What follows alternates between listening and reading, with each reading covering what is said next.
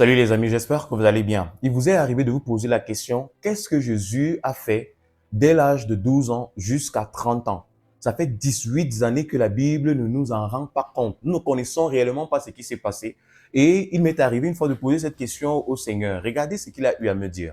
Luc chapitre 21, verset 37, il est écrit ceci. Pendant le jour, Jésus enseignait dans le temple et il allait passer la nuit à la montagne appelée montagne des Oliviers. Pendant le jour, Jésus parlait à la foule, enseignait à la foule, les édifiait. Mais tard la nuit, il se séparait d'eux pour se retrouver dans la montagne pour passer des moments d'intimité avec le Père. Nous vivons dans une génération qui tend à nous faire exister tous les jours, chaque heure, chaque seconde et chaque minute. Notre Seigneur a eu à anticiper sur cette réalité où la société tend à phagocyter le serviteur de Dieu, tend à phagocyter les enfants de Christ que nous sommes. Le monde veut nous voir afin de faire infiltrer en nous le venin de la mondanité. Le monde voudrait s'habituer à nous, s'habituer à nos sermons, s'habituer à notre manière de parler. Je voudrais vous le dire, nous le dire, enfants de Dieu. Nous ne sommes pas des influenceurs, nous sommes des serviteurs de Dieu. Nous ne sommes pas des influenceurs, mais nous avons un canot ou un canevas par lequel le Seigneur se glorifie dans chacune de nos vies. Nous avons reçu une mission et nous devrions accomplir cette mission-là selon les orientations que le Seigneur nous donne.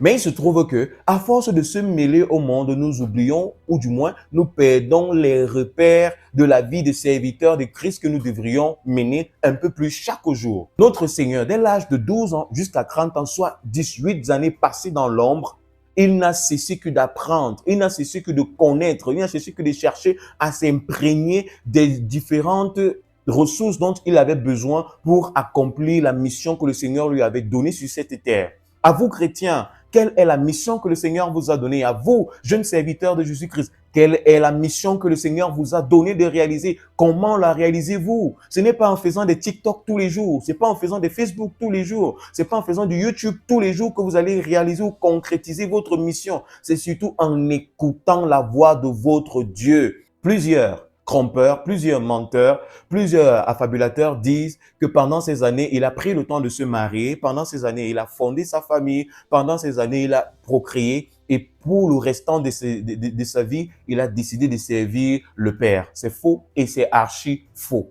Le Seigneur vous veut dans sa présence. Le Seigneur ne voudrait pas que nous soyons des vulgaires individus ou des vulgaires serviteurs qui ne sont là que pour offrir aux hommes ce qu'ils voudraient entendre de nous. Le Seigneur nous attend dans l'intimité. Chrétien, même si ton environnement direct ne voudrait pas que tu te fasses rare, toi, rends-toi rare et surtout disponible pour ton Seigneur. Chrétien, même si tes frères dans la foi voudraient te voir tous les jours, voudraient communier avec toi tous les jours, voudraient rire avec toi tous les jours, voudraient chanter avec toi tous les jours, à toi qui connais avoir reçu une mission de la part de Dieu, toi qui as été appelé et connais très bien interpréter la voix de Christ et as également cette forte conviction de la mission que tu dois réaliser, il est temps pour toi de te couper de tout le monde, de te couper de tout pour recevoir pleinement le manteau de la mission que tu dois accomplir. Tu as besoin d'être orienté par Jésus-Christ, pas par ton père spirituel, ni par une quelconque autre personne qui voudrait prendre la place de Christ. Tu as besoin de tout recevoir de lui. Jésus disparaît. De l'âge de 12 ans, il réapparaît 18 ans plus tard, soit 30 ans, et il a un ministère de 3 années. Et aujourd'hui, nous avons reçu la même foi, la même libération à l'égard de la mondanité et le même service parce qu'il a eu à travailler uniquement pour 3 ans. Mais pour qu'il ait cet impact de 3 ans, il lui a demandé de disparaître pendant 18 années de sa vie. Il nous est aujourd'hui difficile de disparaître pour 1 jour, pour 2 jours, voire pour 3 jours. Il est quasiment inacceptable pour un serviteur de Christ de disparaître pour 1 mois, pour 6 mois, pour 1 an. Pourquoi? Parce que nous nous plaisons désormais au monde. Nous voulons que le monde nous voie et nous voulons participer aux activités du monde.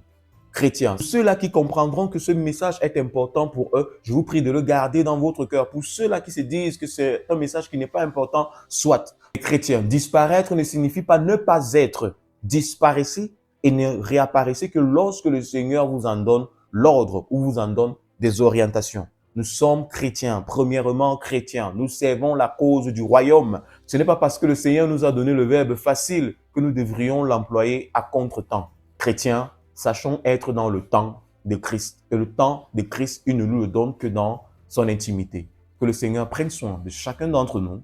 Shalom.